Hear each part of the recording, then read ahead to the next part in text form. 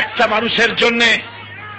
মানুষের জন্য তোমরা কি না করেছো বিগত 5 বছর।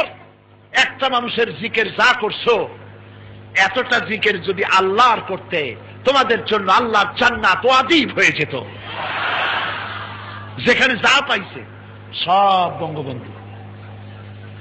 নির্বাচনের আগে উত্তরবঙ্গ থেকে এক বিদেশি যাচ্ছে ঢাকায়, কোনদিন বাংলাদেশে আসে নাই। যমুনা সেতুর কাছে গিয়ে বলছে, তোমাদের দেশে এত বড় ব্রিজ, গরিব দেশ এটা। কয় আছে তো, বিরাট ব্রিজ আমাদের। এটার নাম কি? এটার নাম বঙ্গবন্ধু ব্রিজ। আচ্ছা,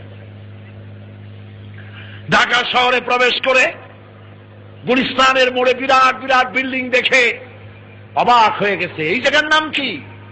এই জায়গার নাম বঙ্গবন্ধু এভিনিউ। পিছনে ফ্লাড লাইট জ্বলতেছে রাতের আধারে, এত লাইট জ্বলে। এই জায়গার নাম কি? এটার নাম বঙ্গবন্ধু স্টেডিয়াম। আচ্ছা, এই রাতের বেলায় ওখানে হয় কি? এখানে বঙ্গবন্ধু গোল্ড কাপ টুর্নামেন্ট হচ্ছে। বিদেশি বলল, তাহলে তো দেখতেই হয়, চলো যাই। খেলা দেখতে গেছে, খেলায় হার জিত আছে। যারা হেরেছে পাইকারি দরে ইট মারা আরম্ভ করছে। বিদেশির কপাল খারাপ, এক ইট এসে পড়ছে মাথায়, জায়গায় বেহুশ। 2 ঘন্টা পর হুশ আসার পর জিজ্ঞেস করলো, ভাই আমি কোথায়? কয় বঙ্গবন্ধু হাসপাতালে। এবার লোকটি বলছে যে, ভাই তোমাদের পায়ে ধরি, আল্লাহর রাস্তায় এরপরে আমারে আর বঙ্গবন্ধু গোরস্থানে নিয়ে যেও না। আমার প্রিয় মুসলমানেরা, আয়নায় মুখ দেখুন, আয়নায় চেহারা দেখুন।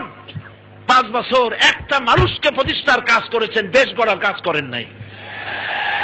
মুসলমানদেরকে নির্যাতন করেছেন, আলেমদেরকে নির্যাতন করেছেন, মাদ্রাসার ছাত্রদেরকে নির্যাতন করেছেন।